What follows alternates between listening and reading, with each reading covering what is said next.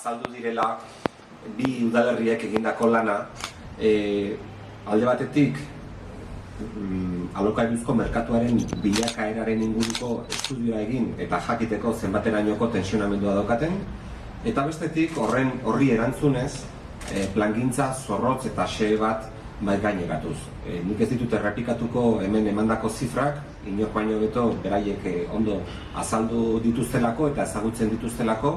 Nik uste bi udalerriek badaukatela gauza bat amankomunean eta neurri batean horregatik deitu nahi izan dugu prentsaurreko hau elkarrekin azaltzeko Usurbil eta Astigarragaren eremu tensionatuaren izendapenak gaur Euskadiko boletin ofizialean argitaratu dena. Eta da, biak daukatela amankomunean Donostiaren alokairuzko merkatuaren eta oroar etxebizitza merkatuaren tensio horrek eragiten diela izugarri.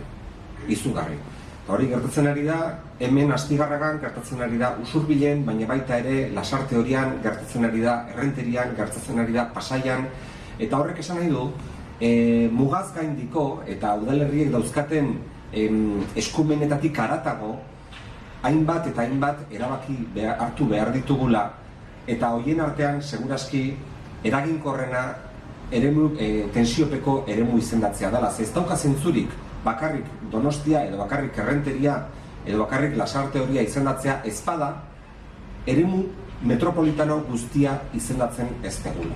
Eta gaur egiten ari gerana da hori, beraien lanari eta ekimenari esker, eta egia da, hemendik aurrera Pasaiak aurkeztu du tensiopeko eremu izendatzearen asmoa, baina oraindik ere ez du eskaera nolabait ere registratu, baina jakin badakigu lanen dihardutela, eta Oiartzun geldituko litzaiguke.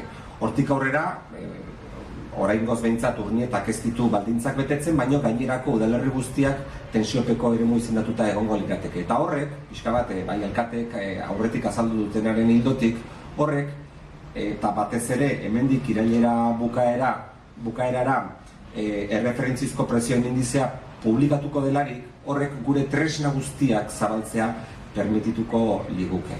Eta importantea da azken batean, Astigarragako alkateak Xabierrek esaten zuen moduan, naiz eta etxebizitza gehiago egin, Astigarraga bezalako udalerri batek azkenan pairatzen duelako gaur egun Donostiak eksportatzen eta zabaltzen duen eskaera izugarri hori. Eta Donostiako izendapena importantea izango da, berarekin batera hainbat etxebizitza egiteko aukera ematen digulako, baina hortik aurrera ere, Usurbil bezalako udalerri batekin elkarlanean ibiltzea, hainbat etxebizitza egin ahal izateko inportantea izango delako. Zein da gakoa hemen?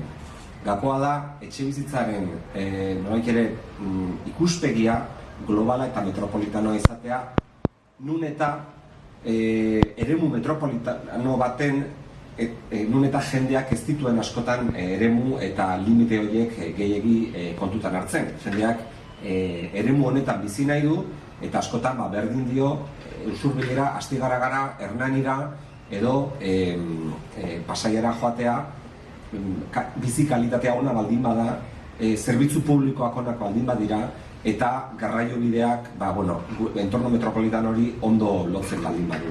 Gogora ekarri gaur bertan errefreskatu dugula Jaurlaritzaren web orrialdea, eremu tensionatua.euskadi.eus, hor aurkituko dituzue bai orain arte tensiopeko eremu izendatu ditugun gainerako herrien planak, eta baita gaur deklaratu ditugun Astigarraga eta Usurbilgo planak ere.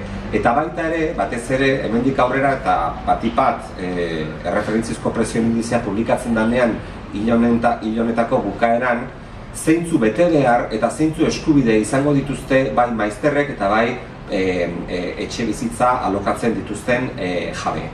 Zeintzu bete behar eta zeintzu eskubide izango dituzten.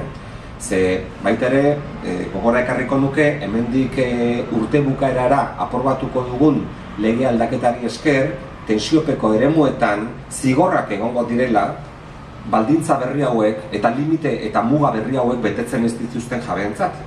Alegia, derrigorrezkoak izango direla muga hauek betetzea.